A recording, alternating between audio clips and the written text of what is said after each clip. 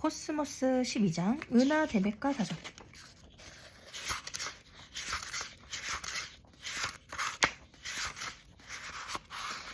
행성 지구에서 가장 큰 전파 레이더 천문 관측 시설은 푸에르토리코 섬에 있는 아레시보 전파 레이더 천문대이다.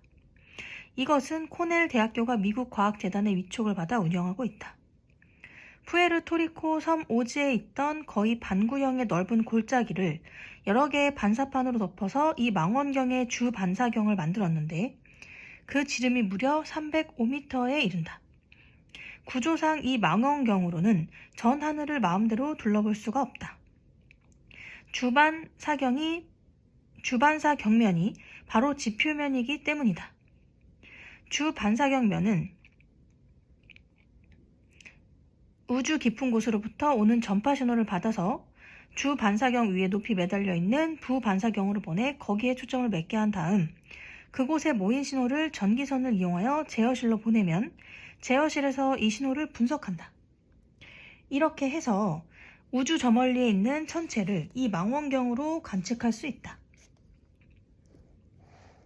이 시설은 레이더로도 쓰인다. 이때에는 부반사경이 전파 신호를 주반사경으로 쏘아주면 주반사경이 그 신호를 우주로 내보낸다. 아레시보 전파 천문대는 우주로부터 오는 외계 문명의 신호를 검출하는 데 실제로 쓰였을 뿐 아니라 단 한 번뿐이었지만 우리의 신호를 외계로 내보내기도 했다. 프랑스의 천문학자 샤를 메시에가 작성한 메시에 목록의 13번째 자리를 차지하는 M13이라는 구상 성단에 우리의 메시지를 보냈던 것이다. 이렇게 우리는 쌍방이 원하기만 한다면 언제든지 성간 쌍방 교신이 가능한 기술을 가지고 있다. 저편은 어떨지 모르겠지만 우리는 확실히 그렇다. 태양과 비슷한 어떤 별 주위를 돌고 있을지도 모르는 외계의 한 행성에 브리테니카 백과사전에 실려있는 모든 정보를 아레시보 전파 천문대의 레이더 시설로 전송한다면 수주 정도 걸린다. 전파는 빛의 속도로 공간을 움직인다. 가장 빠른 우주 탐사선에 실어 보내는 정보보다 1만 배 정도 빨리 전달된다. 전파 망원경들은 아주 좁은 주파수 대역을 통해서 무척 강한 전파 신호를 발생시킬 수 있으므로 광막한 별과 별 사이의 공간을 가로질러 외계 문명에까지 우리의 메시지를 전할 수 있다. 만약 아레시보 망원경과 같은 크기의 전파 망원경이 외계 행성에 설치되어 있다면 비록 그 행성이 1만 5천 광년이나 멀리 떨어져 있다고 해도 우리는 그 외계 문명권과 대화를 나눌 수 있다.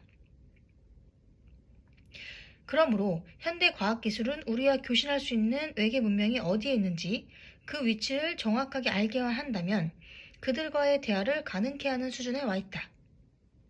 그리고 전파 천문학이야말로 인류의 이 거대한 사업에 꼭 들어맞는 과학 기술이다.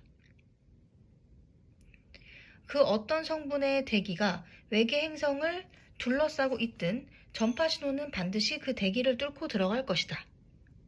전파는 별과 별 사이에 흩어져 있는 성간 물질에 흡수되거나 산란되지도 않는다. 그래서 대기에 스모그가 꽉 차 있는 날 가시광선은 불과 수 킬로미터도 통과할 수 없지만 우리는 샌프란시스코시의 방송국에서 송출한 라디오 프로그램을 로스앤젤레스에서도 잘 들을 수 있다. 우주에서 오는 전파 신호는 보통 인간 활동과 전혀 관련 없는 주파수 대역에서 잡힌다. 예를 들어 퀘이사 펄서가 내놓는 전파 신호가 그렇고 태양계 행성들이나 별의 대기층에서 방출되는 신호들도 이 점에서는 마찬가지이다. 특히 태양계 행성들의 경우 거의 모두가 강한 전파원이어서 전파 천문학 발달의 초기 단계부터 우리는 행성을 전파 망원경으로 관측할 수 있었다. 우리에게 더욱 다행인 것은 전파의 주파수 대역이 매우 넓다는 점이다. 우주 어디에서 발달된 기술 문명이든 일단 특정 주파수 대역의 전자기파 복사를 검출할 수만 있으면 전파 대역의 존재도 곧 알아차리고 그 주파수 대역의 신호를 수신할 수 있게 될 것이다.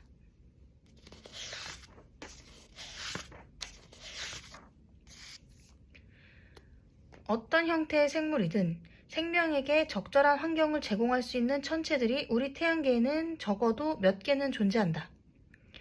지구는 틀림없이 그런 천체 중 하나이다. 어쩌면 화성도 그럴 수 있다. 목성과 토성의 위성인 타이탄도 여기에 포함될 수 있다. 생물들은 일단 태어나기만 하면 주위 환경에 잘 적응하면서 집요한 생명력으로 개체수를 증가시키며 서식지를 급속히 넓혀간다. 행성계 하나에 생명에 유리한 환경을 제공할 천체가 하나 이상일 수도 있다.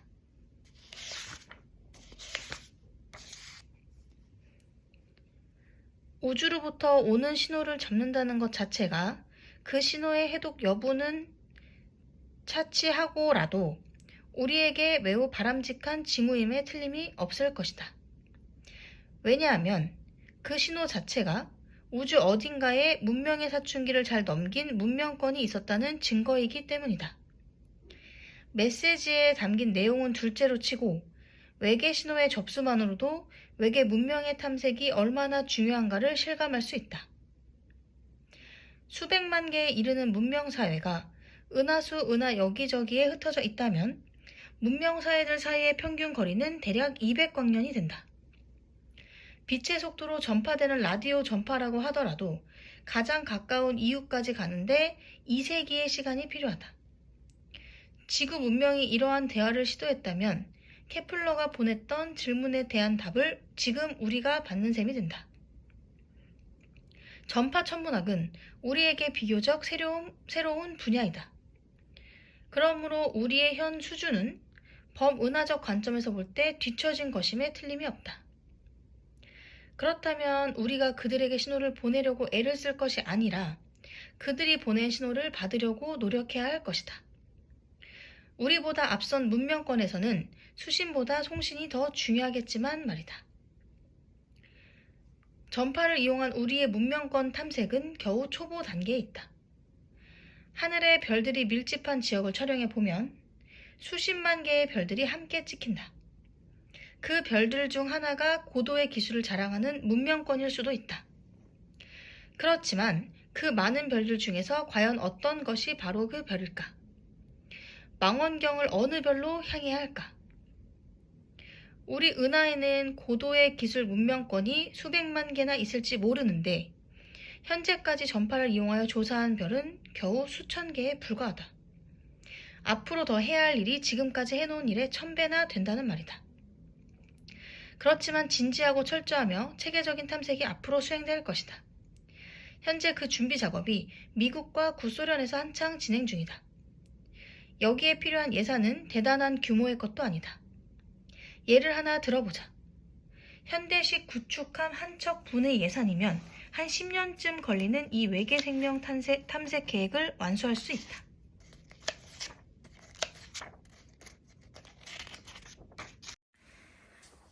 범은하적 척도에서 볼 때 우리 지구 문명이야말로 가장 뒤처진 후진 문명일지 모른다. 우리보다 더 후진 사회에서는 전파 천문학이란 것을 전혀 모르고 있을 것이다. 우리가 겪어본 문화 간 갈등의 음울한 실상이 범은하적 규모에서도 통용되는 것이라면 지구를 침공한 외계인들은 우리의 셰익스피어나 바흐나 베르메르와 같은 이들에게 일시적 경애는 표할지 몰라도 지구 문명은 바로 끝장내 버릴 것이다.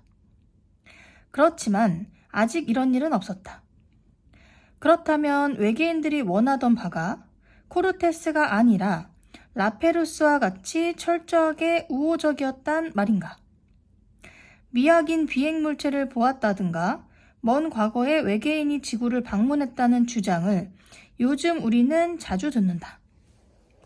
그럼에도 불구하고 지구 문명이 건재한 것을 보면 외계의 지적 생물이 지구를 아직 발견하지 못했단 말인가?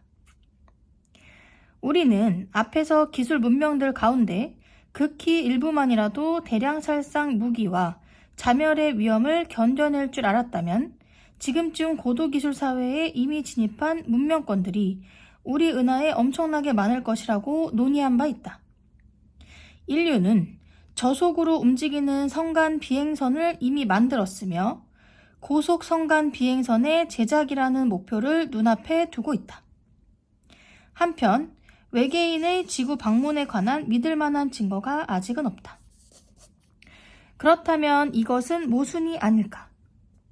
우리에게 가장 가까운 외계 문명권이 200광년의 거리에 있고 그들이 광속으로 이동할 수 있는 기술을 가지고 있다면 그곳에서 우리에게 오는 데에는 200년이면 충분하다.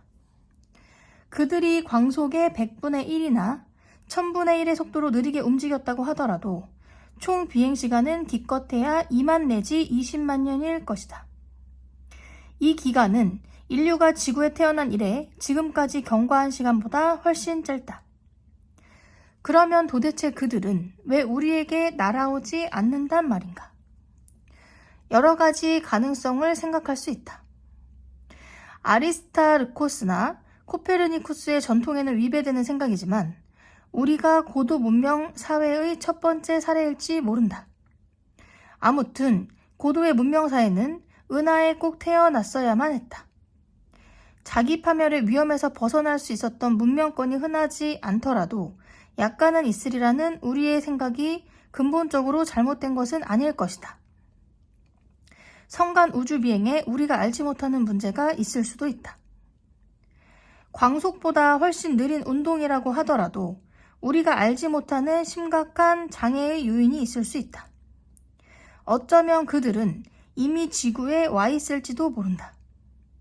단지 신생 문명의 발전을 방해하지 않는다는 어떤 윤리적 배려나 아니면 모종의 은하법 같은 규정 때문에 자신들의 존재를 우리에게서 단단히 숨기고 있을 수도 있지 않을까. 또 이런 상상도 해볼 만하다. 우리가 배양 접시에 배양한 세균을 관찰하듯이 그들도 우리를 냉정하고 면밀하게 관찰하고 있을지 모른다. 지구인들이 금년에도 자기 파멸의 구렁이에서 과연 살아남는지 어디 두고 보자는 식으로 말이다. 그러나 우리의 기존 지식과 모순되지 않는 또 하나의 설명도 가능하다. 우리로부터 한 200광년쯤 떨어진 곳에 오랜 역사를 가진 고도 문명이 있다고 하자. 그들은 지구를 방문하지 않는 한 지구에 대하여 특별한 관심을 가질 하등의 이유가 없다. 인간의 기술 문명 활동에서 야기된 어떤 신호가 광속으로 전파됐다고 하더라도 아직 200광년의 거리를 통과하기에는 시간이 부족하다. 라디오의 출현이 고작해야 수십 년의 전이라는 사실을 상기하기 바란다. 그들은 주위에 있는 항성계를 모두를 동등하게 볼 것이다. 그들이 어느 별 하나를 특별히 선호할 이유가 없다. 탐험과 이주의 대상으로 볼 때 근처의 별들이 갖는 매력이라는 게 그들에게 모두 엇비슷한 수준이지 않겠는가?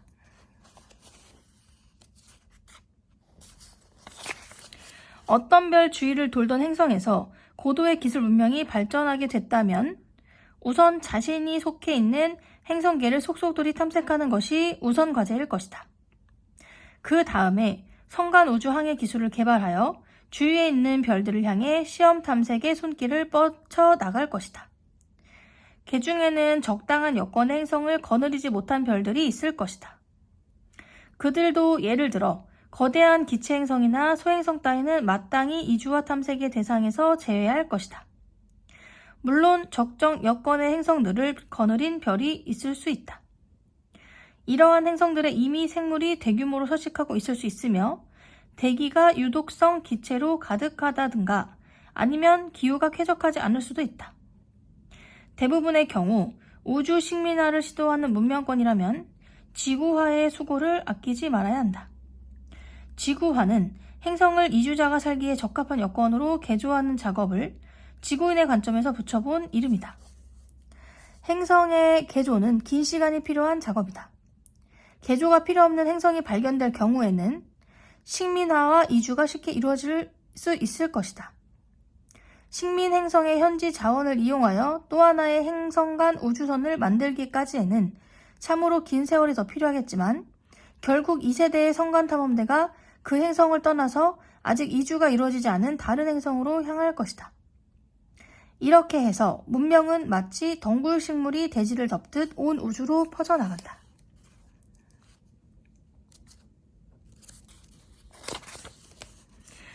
역사가 100만 년이나 되는 기술 문명 사회는 도대체 어떤 것일까? 우리가 전파 망원경이나 우주선을 갖기 시작한 것은 겨우 수십 년 전부터이며 우리의 기술 문명은 고작 수백 년의 역사를 지니고 있다.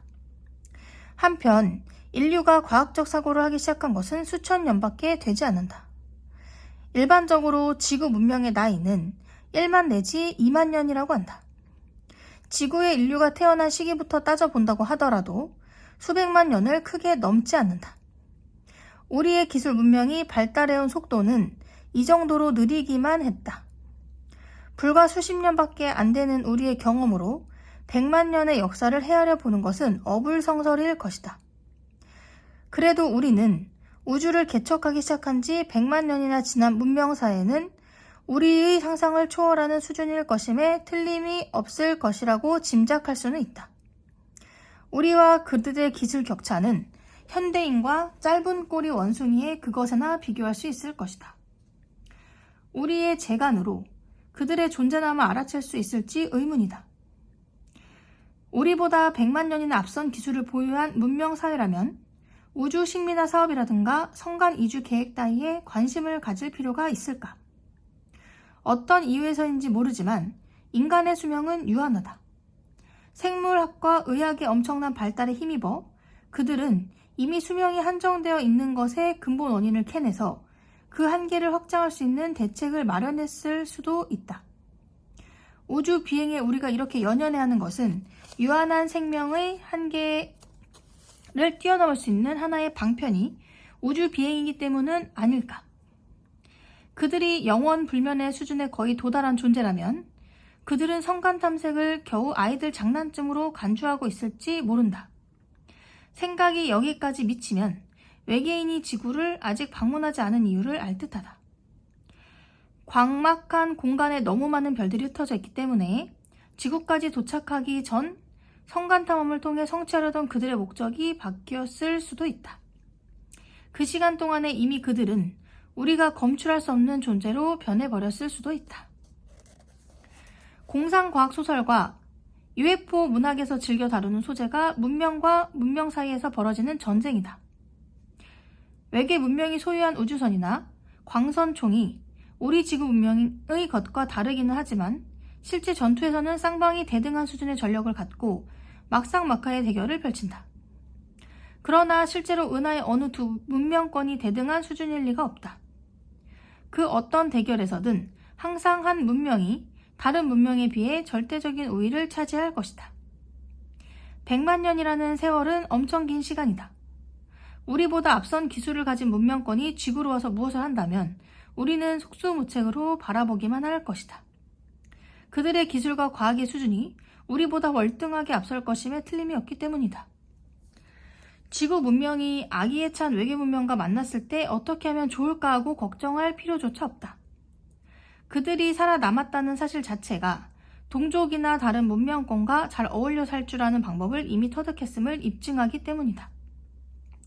스스로를 다스리고 남과 어울려 살 줄 모른다면 그렇게 오랜 세월을 견뎌낼 수 없었을 것이다.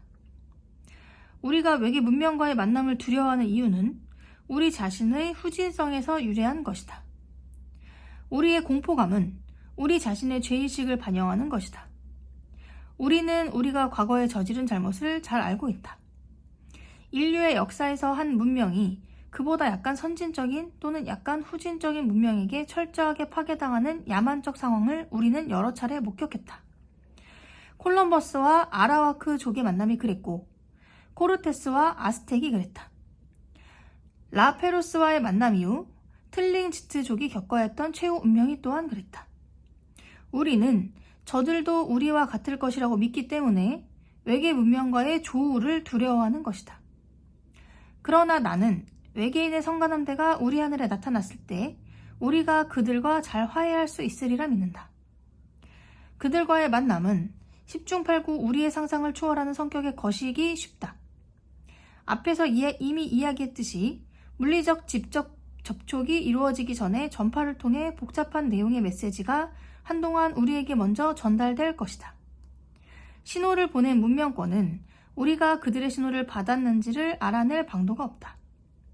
메시지의 내용이 공격적이든가 우리를 공포의 도가니로 몰아넣는 것 따위의 것이라면 우리가 그들에게 응답해야 할 하등의 의무가 없다. 반대로 그들의 메시지가 우리에게 유익한 정보를 담고 있다면 그 메시지가 인류에게 주는 효과는 참으로 놀랄만한 것일 게다. 그들의 메시지는 과학과 기술, 미술과 음악, 정치와 윤리, 그리고 철학과 종교와 관련된 모든 것을 우리에게 알려주어 인간의 통찰력을 크게 키워줄 것이다. 그들의 메시지는 우리를 우리의 고질적 편협성에서 근본적으로 탈피하게 할 수 있는 결정적 정보를 담고 있을 것이다. 그 외에도 얼마나 많은 보배가 우리를 기다리고 있을까? 외계 문명의 실체를 알아낼 수 있다. 우리 은하의 외계 문명이 수없이 많으며 그 하나하나마다 지구와는 깜짝 놀랄 정도로 다른 형태의 생물들이 살지 모른다. 그들이 생각하는 우주는 우리가 생각하는 바와 다를 것이다. 그들의 사회가 기능하는 바와 또 그들의 예술은 우리의 것과 근본적으로 다를 수 있다. 그들은 우리가 상상도 할 수 없었던 일에 큰 흥미를 느낄지도 모른다. 우리의 지식체계를 그들의 것과 비교해 봄으로써 우리는 그들에게서 많은 것을 얻어 우리 문명을 가늠할 수 없을 정도로 크게 성장시킬 수 있다. 새로 얻은 다양한 정보를 분류하여 컴퓨터 기억장치에 정리 보관해 놓음으로써 은하 어디에 어떤 문명이 있었던가를 알 수 있을 것이다. 거대한 은하 컴퓨터를 상상해보자. 그 컴퓨터에는 현재까지 있었던 모든 문명에 관한 정보가 모두 저장되어 있을 것이며 그 컴퓨터는 코스모스의 생명에 관한 거대한 도서관의 구실을 할 것이다. 은하 대백과 사전에는 외계 문명에 관한 정보가 가득할 것이다. 은하 대백과 사전을 우리가 처음부터 잘 읽을 수는 없을 것이다. 번역에 오랜 시간을 투자해야 할 것이다. 번역이 다 됐다고 해서 우리의 호기심이 반감되는 것은 아니다. 완전히 번역된 내용을 읽더라도 수수께끼 같은 내용이 가득해서 알고자 하는 욕망의 부추김을 당하면서 미지의 세계에 대한 갈증을 더욱 심하게 느끼게 될 것이 확실하다. 오랫동안 숙고의 숙고를 거듭한 지구 문명은 결국 대답을 하기로 결정한다. 처음에는 아주 기본적인 정보를 보낸다. 이것을 시작으로 여러 세대에 걸친 성간 대화가 이루어진다. 별들 사이의 거리는 광막한데 빛이 달릴 수 있는 속도가 유한하다는 점을 고려한다면 그 성간 대화는 우리의 먼 후손에 이르기까지 장구한 시간에 걸쳐서 지속될 것임에 틀림이 없다. 그런 일이 있고도 또 한참 세월이 지난 후에 멀리 떨어져 있는 한 행성에서 살고 있던 우리와 전혀 다른 어떤 존재가 보낸 은하 대백과 사전의 최신판을 만들기 위한 정보를 달라는 요구를 접하게 될 것이다. 그리고 그들은 은하 문명 공동체의 최신 가입자에 대한 정보를 자신들의 컴퓨터에 입력할 수 있게 될 것이다.